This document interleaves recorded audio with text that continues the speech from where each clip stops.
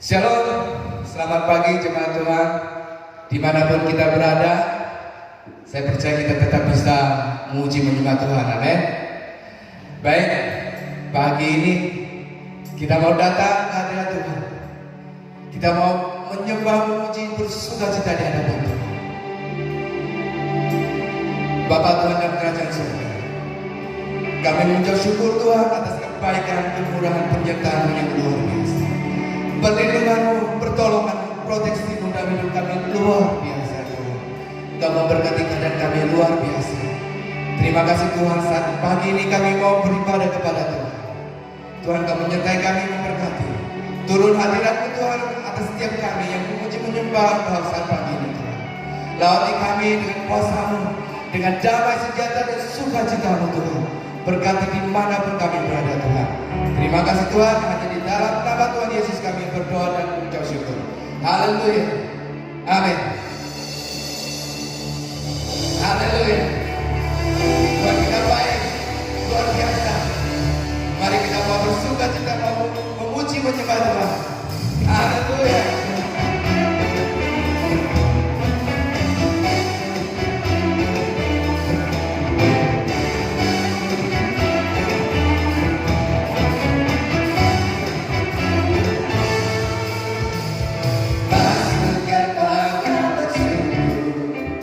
Dengan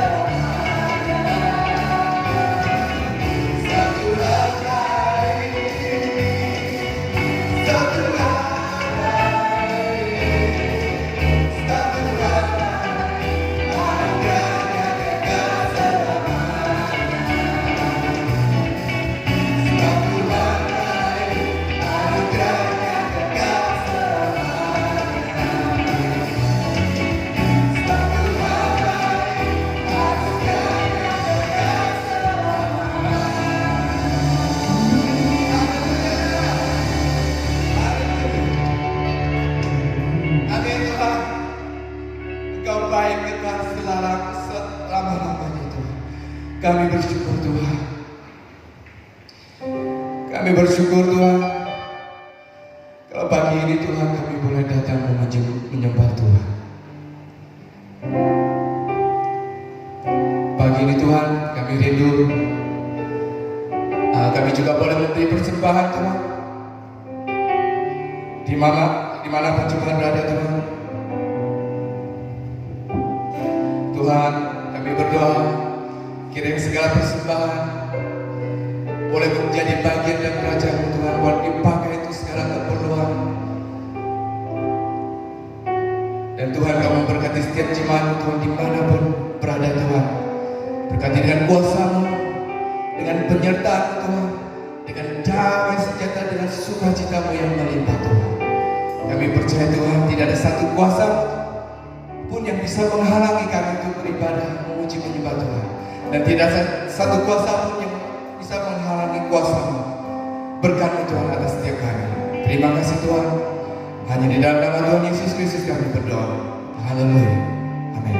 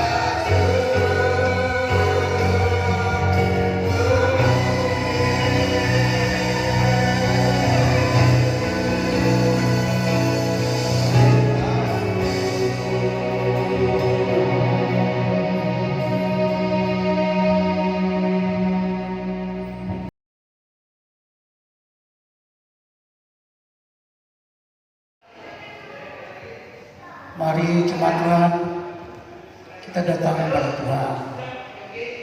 Kita berdoa kepada Tuhan kita.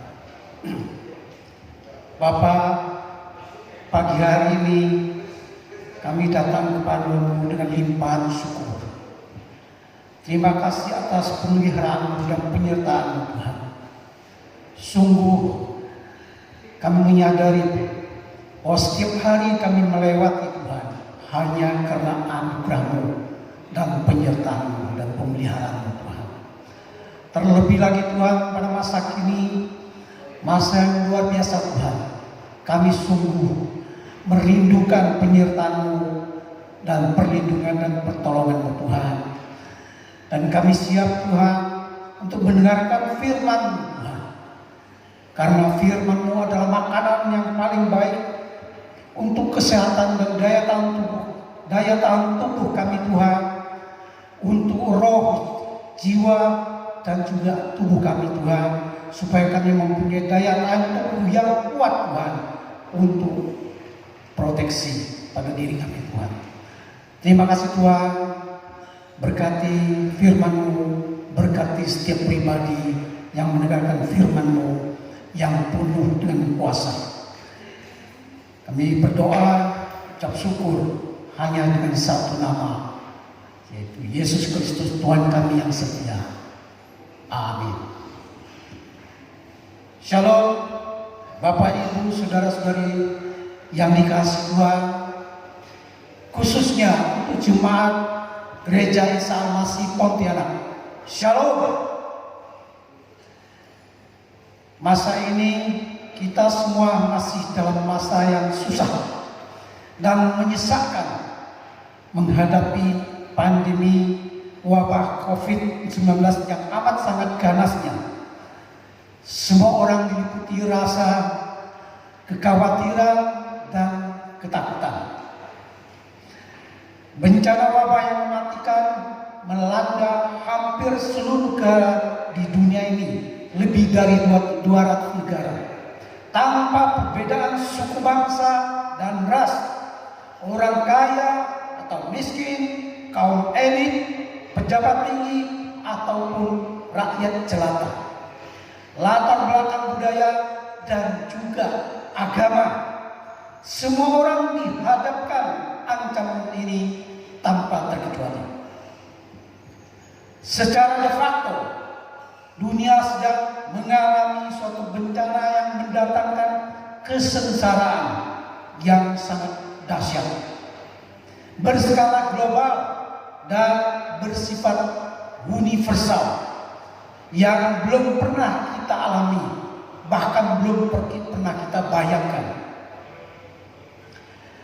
Jemaat Tuhan, di tengah masa yang sulit ini, kita tetap beriman kepada Tuhan kita yang setia, yaitu Yesus Kristus, untuk beroleh kekuatan dan pertolongan.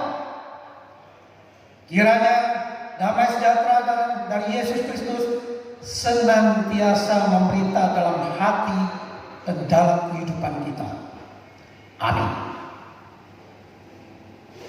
Menyaksikan betapa wabah corona ini telah begitu dahsyat, merusak dan memporak-porandakan tatanan hidup berbagai negara bangsa di dunia ini, serta betapa tidak berdayanya manusia menghadapi serangan virus yang begitu kecil dan tak bisa dilihat dengan mata telanjang ini. Kiranya semua orang semestinya setuju bahwa adalah naif dan konyol jika masih ada orang yang mengklaim bahwa dengan kemajuan ilmu dan teknologi yang sudah semakin maju dan canggih yang telah dicapai oleh manusia, bahwa manusia boleh berbesar hati dan bermegah diri, bahwa manusia semakin tak terkalahkan, bahkan katanya mampu mengalahkan langit, yang dalam bahasa Mandarin adalah jenting sentian. Sesungguhnya manusia harus mengambil pelajaran dan hikmah hikmah daripada bencana ini. Sebagai ciptaan Tuhan, manusia semestinya mempunyai roh takut akan Tuhan, yaitu Sang Pencipta, sehingga boleh beroleh hikmat daripadanya. Seperti yang dikatakan dalam firman Tuhan dari 1 Petrus pasal 5 ayat 5 dan 6 yang mengatakan, karena itu rendahkanlah dirimu di bawah tangan Tuhan yang kuat, supaya kamu ditinggikan pada waktunya. Tangan Tuhan yang kuat, itulah yang menjadi tempat perlindungan kita. Kiranya inilah hikmat yang pertama dan utama bagi kita semua. Ya, tangan Tuhan yang kuat, di mana kita boleh berlindung, karena Tuhan kita penuh dengan kasih dan sanggup. Manusia dari dulu sering berbuat salah, tapi Tuhan kita tidak pernah error. Selalu tahu apa yang diperbuatnya dan selalu mengingatkan dirinya, itu kasihnya. Seperti yang dinyatakan dalam firman Tuhan yang mengatakan, sebab ini aku mengetahui rancangan-rancangan apa yang ada padaku mengenai kamu, kepada umat yang menyatakan. Demikianlah firman Tuhan, yaitu rancangan damai sejahtera dan bukan rancangan kecelakaan, untuk memberikan kepadamu hari depan yang penuh harapan. Inilah hati Tuhan kita. Makanya oleh karenanya firman Tuhan dari 1 Petrus pasal 5 diteruskan bahwa serahkanlah segala kekhawatiranmu, kekhawatiran kita kepadanya, kepada Tuhan kita yang setia, yang punya kuasa dan penuh kasih, sebab Ia yang memelihara kita. Amin. Dalam upaya memerangi atau melawan wabah COVID-19, kita selain sudah mengenal istilah PSBB, pembatasan sosial berskala besar, yaitu suatu kebijakan dari pemerintah untuk pencegahan penularan corona, kita juga sering mendengar kata karantina, yaitu yang artinya mengisolasikan diri atau mengisolasi orang tertentu yang bertujuan merawat atau pencegahan penyakit menular. Konotasi kata karantina ini tentu konotasinya negatif dan tidak menyenangkan. Hari ini saya mengajak Bapak Ibu Saudara sekalian untuk mengetahui sesungguhnya apa artinya karantina ini. Arti sesungguhnya aslinya itu apa? Mari. Kata karantina atau bahasa dari bahasa Inggris yaitu quarantine adalah berasal dari kata Itali yang bunyinya namanya quaranta giorni. Quaranta giorni. Arti sesungguhnya adalah 40 hari. 40 hari. Quarantine adalah 40 hari. Ada ceritanya, latar belakang sejarahnya demikian. Pada tahun 1374, wajah penyakit Black Death atau dalam bahasa Indonesia kematian hitam melanda benua Eropa dan membawa kematian besar-besaran.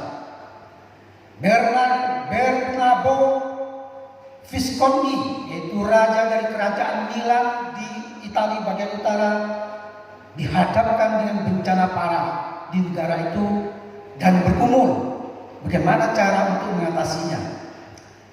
Dan waktu itu pasukannya akan kembali dari luar negeri dan beresiko mati terkena wabah penyakit yang ganas ini.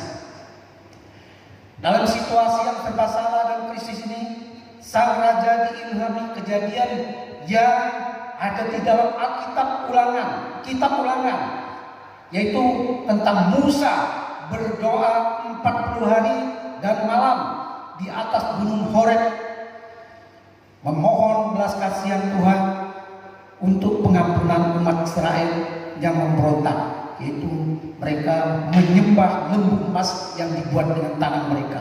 Ini tercatat dalam kitab ulangan pasal 9 ayat 8 dan 9 dan pasal 10 ayat 10. Maka pada tanggal 17 Januari 1974, Raja Bernardo memerintahkan pasukan yang kembali untuk tidak mendarat.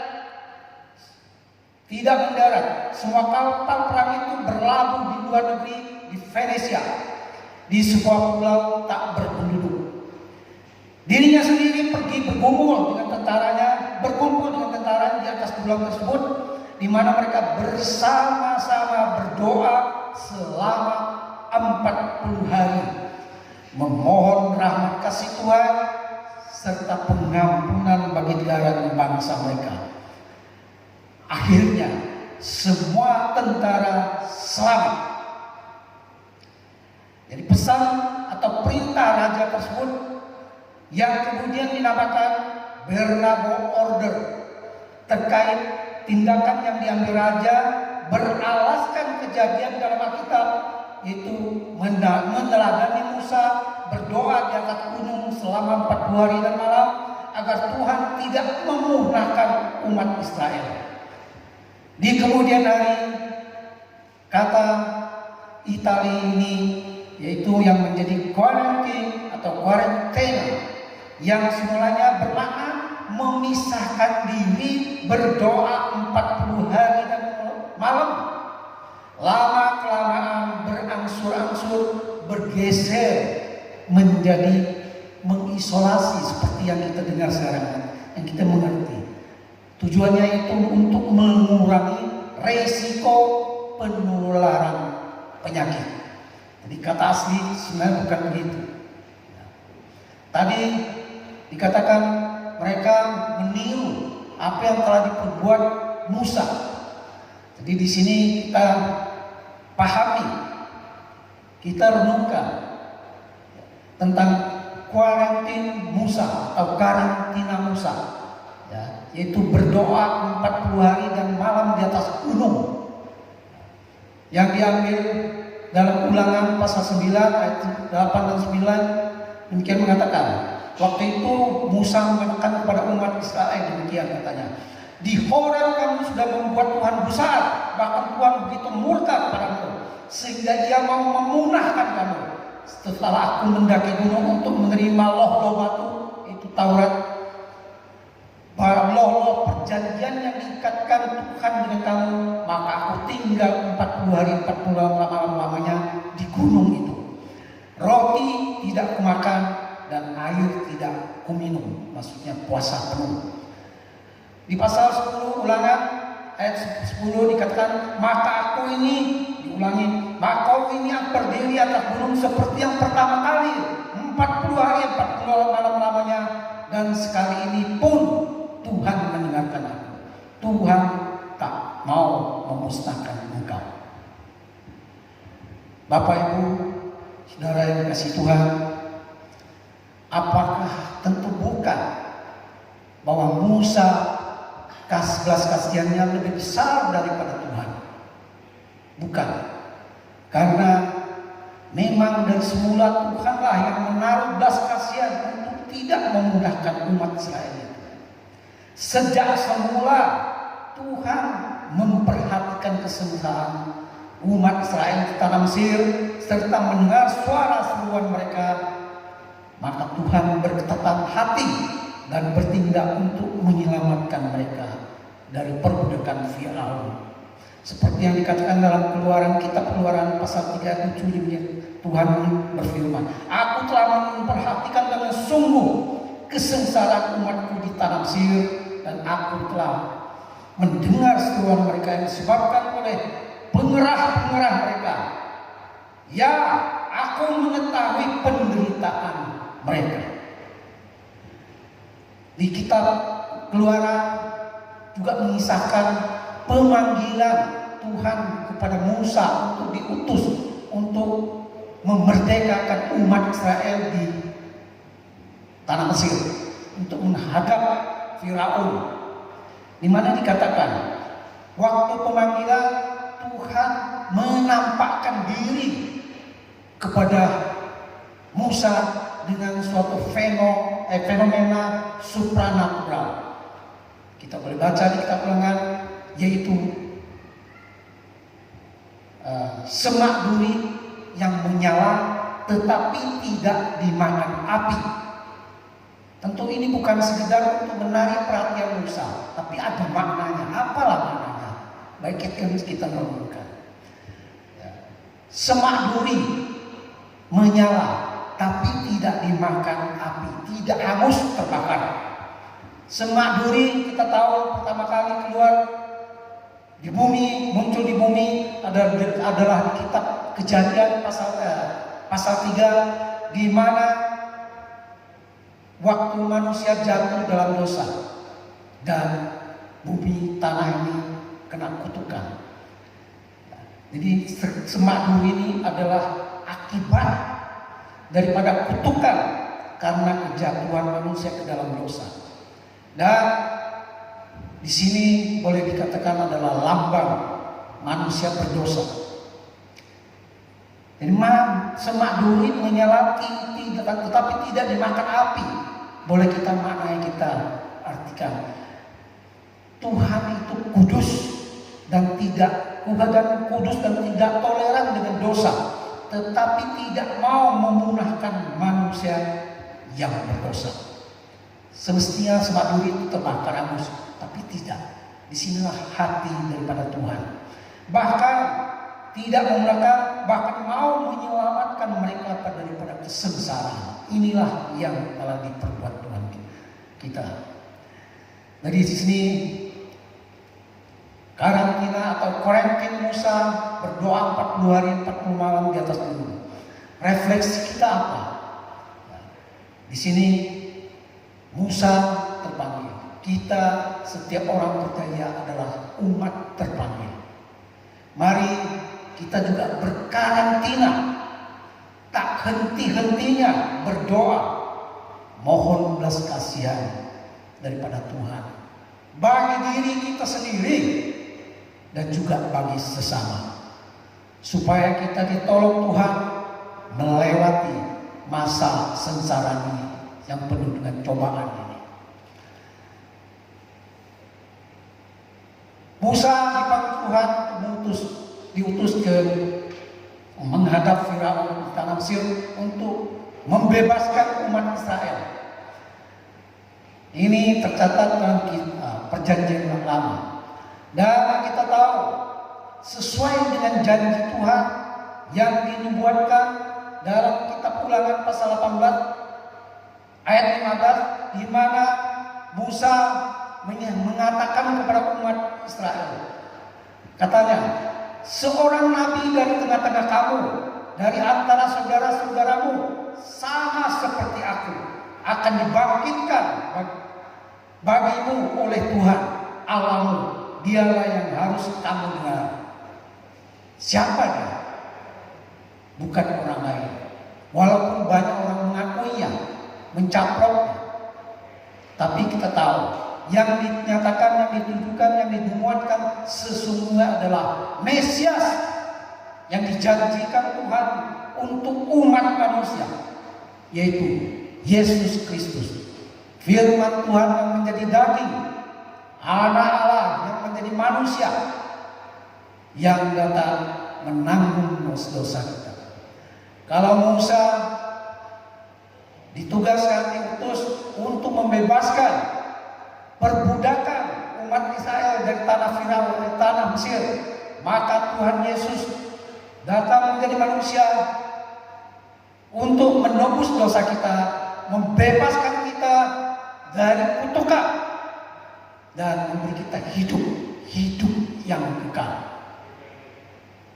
Amin. Maka selanjutnya dalam Alkitab juga mencatat Yesus juga berkarantina, karantin. Kitab Injil mencatat, baik Matius, Markus maupun Lukas mengisahkan, mencatat bahwa Yesus setelah dibaptis, dibawa oleh Roh Kudus, datang ke gurun untuk berpuasa 40 hari 40 malam, dan dia dicobai iblis. Itu dalam bahasa Ibrani namanya Quaresma, yaitu quarantine. Maka quarantine juga bermakna gurun, di mana Yesus berpuasa 40 hari dan 40 malam. Pemahaman dulu aslinya adalah begitu. Yesus berpuasa 40 hari 40 malam dan dicobai iblis, tapi dia tidak kalah. Yesus telah menang atas cobaan iblis.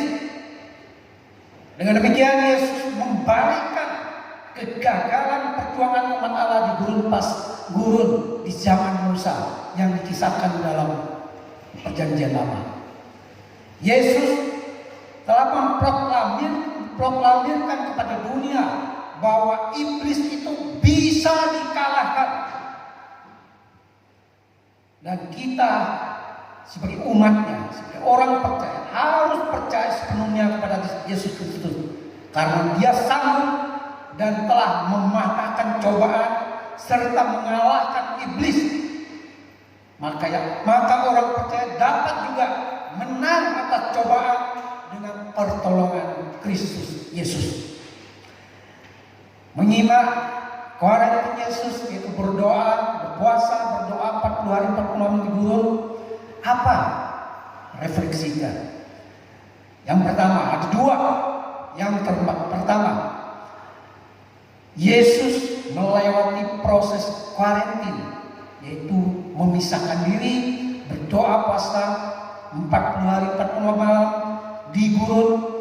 Yesus telah mempersiapkan dirinya untuk memaksimalkan pelayanannya. Memang Yesus berpuasa sebelum ia memulai pelayanannya mewartakan Injil, kabar baik yang penyelamatan.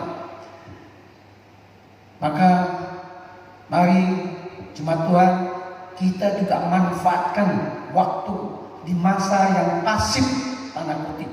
Memang kita pasifkan diri, pasif, tetapi tetap aktif dan tekun, saling mendoakan, saling melayani dengan memanfaatkan segala fasilitas, aplikasi sosmed dan segalanya. Tetap aktif, maksimalkan pelayanan kita.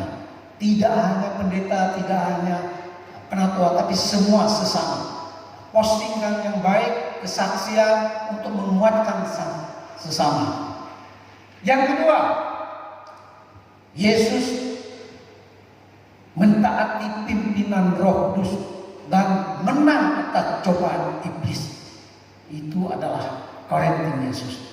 Mentaati pimpinan Roh Kudus dan menang atas cobaan iblis. Jemaat Tuhan, mari kita implementasikan iman kita dengan mentaati peraturan dan hukum dari pihak berwenang, yaitu pemerintah, untuk mensukseskan upaya melawan COVID-19. Inilah yang dapat kita lakukan bersama-sama.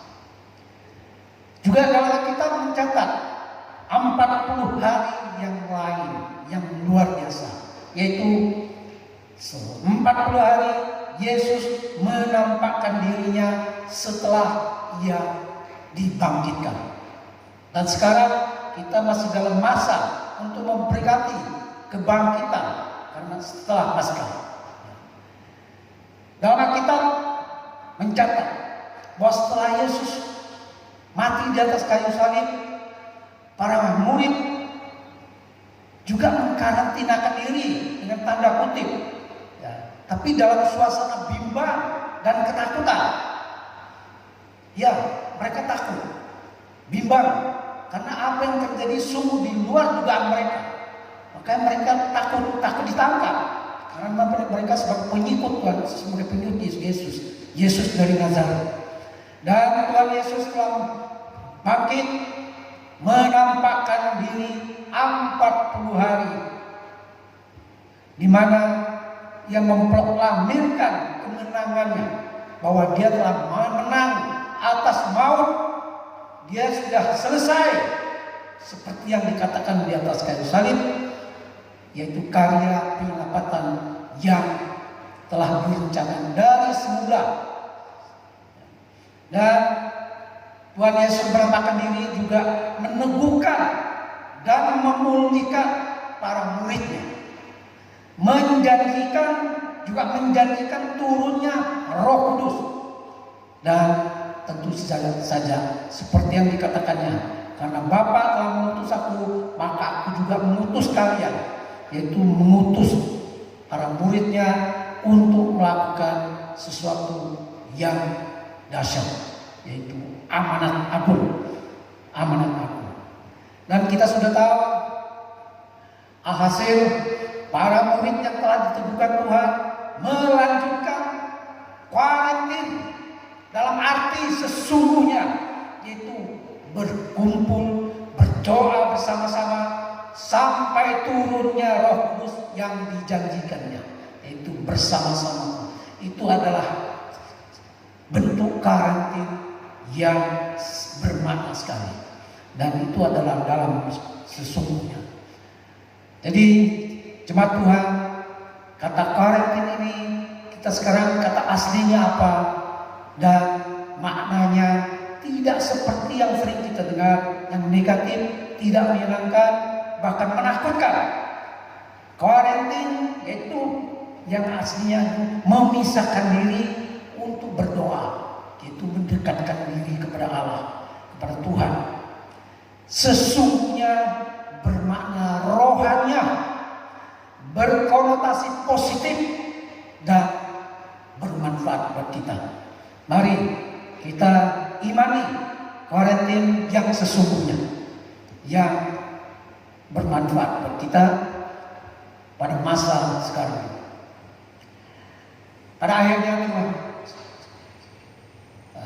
jemaat Tuhan, setelah mengetahui tentang arti sesungguhnya, maknanya tentang karantin, kita akan bertanya. Kita tahu bencana wabah COVID-19 ini sungguh telah membuat dunia ini goncang.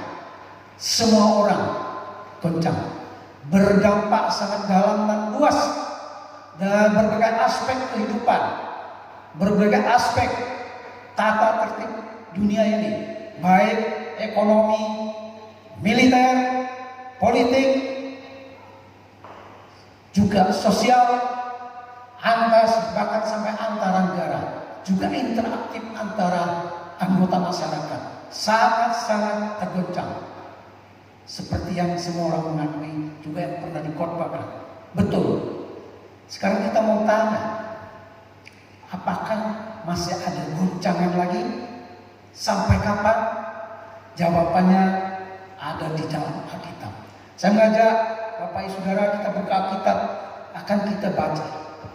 Yaitu terambil dari Ibrani pasal 12. Kita mulai dari 26 ayat 26-27, di mana dikatakan, waktu itu, maksudnya itu waktu Tuhan Yahweh menurunkan 10 perintah kepada umat Israel di Gunung Sinai. Dikatakannya waktu itu suaranya, itu suara Allah Yahweh menggoncangkan bumi, tetapi sekarang Ia memberi janji, dengar baik-baik. Satu kali lagi aku akan menggoncangkan, bukan hanya bumi saja, melainkan langit juga. Ungkapan satu kali lagi menunjukkan kepada perubahan pada apa yang dapat digoncangkannya, karena ia dijadikan supaya tinggal tetap apa yang tidak tergoncangkan. Maksudnya ialah dunia ini tidak ada yang kekal. Dunia ini semua bisa digoncangkan. Bukan hanya di bumi, Tuhan mengatakan langit juga. Dan sebagai umat Tuhan, anak Tuhan, apa pegangan kita? Mari saya mengajak kita mendengar sama-sama, yaitu ayat selanjutnya Ibrani pasal 12 ayat 28. Dengar baik-baik. Firman Tuhan yang mengatakan, jadi karena kita menerima kerajaan yang tidak tergoncangkan, marilah kita mengucap syukur dan beribadah kepada Allah menurut cara yang berkenan kepadanya dengan hormat dan takut. Saya ulangi lagi sekali lagi, jemaat Tuhan. Firman Tuhan pasal Ibrani pasal 12 ayat 28 berbunyi demikian. Jadi karena kita orang percaya menerima kerajaan yang tidak tergoncangkan, marilah kita mengucap syukur dan beribadah kepada Allah menurut cara yang berkenan kepadanya dengan hormat dan takut. Amin. Mari kita tundukkan kepala, kita berdoa. Bapa, kami datang kepada tahta kasih karunia, ucap syukur kepada Tuhan dan terima kasih. Kami tidak hanya berdoa dan ucap syukur kepada Allah yang berotoritas, yang mengendalikan dunia dan semesta alam ini, tapi kami mendekatkan Engkau adalah Bapa kami yang baik. Terima kasih Tuhan, terima kasih. Terima kasih atas kebaikan-Mu, rahmat kasih-Mu. Seperti yang Engkau sanggupi, seperti pemazmur mengatakan, kami berdoa berterima kasih. Sebab sesaat saja Engkau murka Bapa, tetapi seumur hidup Engkau murah hati. Rancangan-Mu adalah rancangan damai sejahtera. Kami Tuhan, kiranya Engkau menyertai, memproteksi setiap anak-Mu di bumi ini, dan belas kasihan-Mu untuk umat ini. Kami mohon belas kasihan-Mu untuk semua orang. Kami tahu banyak orang menyakitkan hati-Mu karena tidak percaya kepada anak-Mu. Bahkan banyak orang menyatakan percaya tapi tidak hidup sesuai kehendak-Mu. Itu adalah kami yang masih lemah Tuhan. Namun kami tetap berpegang kepada Engkau Bapa, percaya pada rahmat kasih-Mu, dan kelemahan kami, kekurangan kami akan menjadi sempurna dalam kasih karunia Tuhan. Terima kasih Tuhan, terima kasih untuk penyertaan pertolongan-Mu. Kami serahkan seluruh hidup kami dan juga segala kekhawatiran kami di dalam tangan kanan-Mu, tangan yang kuat. Haleluya. Kami ucap syukur